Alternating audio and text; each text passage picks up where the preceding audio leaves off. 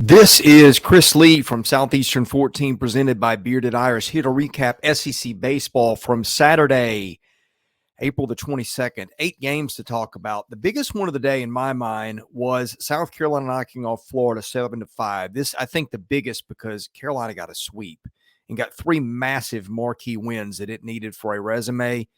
Hey, this, I think, right now, at this moment, I said it yesterday, have not changed my mind. The best team in the SEC right now, as of this very moment. What was not to like if you were Carolina? Matthew Becker goes 5, gives you 2, strikes out 6, only walks 1. Hicks and Veach were good enough in relief. Florida's been the same thing with Jack Caglione, the walks. He walks 6 in 3 innings, gives up 4 runs. And Ethan Petrie did not homer on Saturday, but he did knock in a couple of runs and walk 3 times, had a double, I believe. Braylon Wimmer homers for South Carolina. Kate Curlin hits 2 for Florida, which continues to hit. But, boy, Carolina, I think, did as good a job as anybody all year is slowing Florida's bats for the weekend. And it walks away from Saturday with a share of first place with Vanderbilt. Vanderbilt wins the tiebreaker right now due to head-to-head, and that will change on Sunday because Vandy's got a game, so that will separate itself one way or the other. But Carolina now tied for the overall SEC lead as I do this Sunday morning. LSU beats Ole Miss 8-4 to take that series. One more game to go, but the most notable thing on the Ole Miss side, Hunter Elliott makes his long-awaited debut. He comes back. It did not go well. He walks 5, gives up 2 hits, 5 runs, all earned in just 1 inning.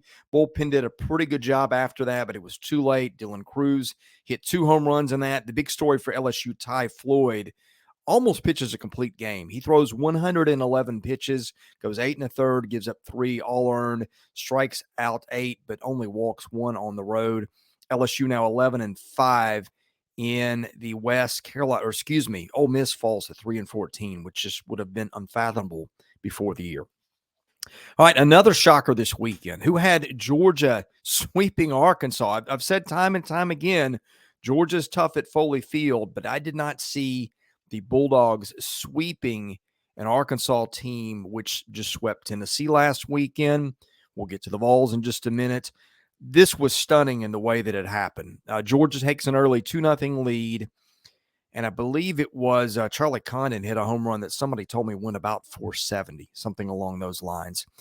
And then Georgia's bullpen does what Georgia's bullpen does, and really this rotation too. Although Liam Sullivan went 6 innings, gave up 4 and was pretty good, but Arkansas leads at 8-4 heading into the 9th. With 2 outs, Connor Tate hits a grand slam, and then Levi Harber comes up next to win it. So Georgia wins the series, sweeps the series, improves to 7-11 in the SEC. And guess what? Start getting prepared to see the Bulldogs in NCAA tournament talk next week because Georgia now, I believe, enters Sunday morning with an 18 RPI, according to Warren Nolan. In Knoxville, this one was almost over before it started. I don't know that I've ever seen this before, but Vandy's Bryce Cunningham gets the first 2 guys out with a 1-0 lead in the bottom of the first, and then somehow proceeds to give up 9 runs.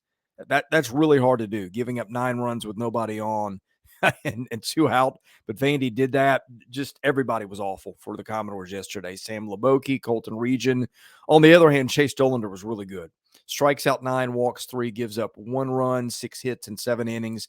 The Vols just demolished Vandy on Saturday, run ruled them 17-1, and Tennessee has now won the series in that one. Maui Ahuna, Blake Burke homered for Tennessee, and the Vols hit Ahuna out of the leadoff spot where he goes 2 for 4 with the walk and 5 RBIs. Maybe that's what he needs to get going. Auburn and Mississippi State. This was a pitcher's duel on Friday night, much to my surprise. This one turned into a lot more of what I thought it would be, a slugfest, with State winning it 11-10. Casey Hunt gets the win despite going 4 1/3 innings, giving up 7 runs, all those earned because the State offense does what it does, and that's just hit. Kellum Clark, Slade Alford, Luke Hancock, Amani Larry all hit home runs for State. Alford knocks in a game-high 3. 10 hits for State, and the Bulldogs also take 7 walks. Auburn used 6 guys. none of them were particularly effective outside of starter Christian Herberholtz, who went 5 scoreless. And then the bullpen, 5 guys all give up at least 1 run. And that was kind of the story in that one. State comes from behind, gets a 6 spot in the 5th inning to go ahead and takes it from there. Okay, our channel is presented by our friends at Bearded Iris. The Sylvan Supply location is home to Black Dynasty's Secret Ramen House. You'll find a wide variety of comforting bowls of meaty and vegan-friendly ramen with some house-made noodles alongside rotating weekly features, seasonal sides, salads, and desserts. So those of you in or visiting the Nashville area, go check out our friends at Bearded Iris on the west side of town and tell them that you heard about them on Southeastern 14. Texas A&M sweeps a doubleheader at Kentucky. That's a pretty crushing blow to the Wildcats as they try to get in the national seed picture. I thought they were there last week, but the concern for Kentucky was the schedule, and A&M sweeping the Cats in a doubleheader. Both those were 9-inning games, by the way. Really hurts. A&M's bullpen was really good in both games. Evan Aschenbeck has been kind of A&M's go-to guy out of relief. He was just okay. He gives up 2 runs in 4 1/3 innings, but Brandon Garcia gives him an inning and a third. Will Johnson gives him an inning and a third. Both go scoreless. Rudis gives him a third of a scoreless inning. Shane Sado gives him an inning and a third scoreless. Johnson gives him another scoreless inning in the other game. And in that one, A&M does what it's done. It's just hit. 8 hits in one game, 12 in another game. Jordan Thompson hit a home run in one of the games, and in the other one, excuse me as I read the box scores here, I didn't get to see any of this one actually. I guess the big offensive star in this one would have been Brett Minich, who goes 2 for 4 and knocks in 3. A&M now gets to 8-8 in the SEC. Game 3 in that one will be on Sunday. Alabama and Missouri. Alabama has now taken the series from Missouri at Taylor Stadium in Columbia, where, as we've said before, Missouri has been tough to beat. But Alabama's bullpen in this one really good. Hunter Hoops, Hunter Furtado, Riley Quick combined for what is it? About 4 1/3 scoreless innings. The Crimson Tide got 1 in the first, 3 in the second, 1 in the fifth, 1 in the sixth. And I'm not going to say cruise to a win, but kind of piled on late with 1, 2, and 1, and 1 in the last 4 innings. I guess it was a close game to the middle innings, and then Alabama just kind of kept on coming.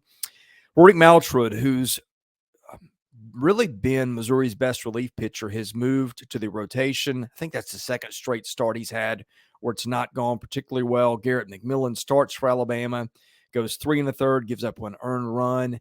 And Alabama's been hitting some long balls lately. Andrew Pinckney hit one for the second straight day. Caden Rose and Colby Shelton also added long balls for the Tide, who had 15 hits and walked 5 times. I've been saying for a while, look out for Alabama. The Crimson Tide are now 8-9 in the SEC and would firmly be a regional team.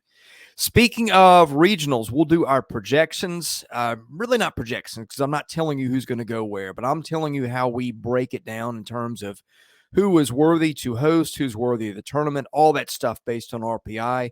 We'll get that out to you this coming week. The best way to get that, hit that subscribe button.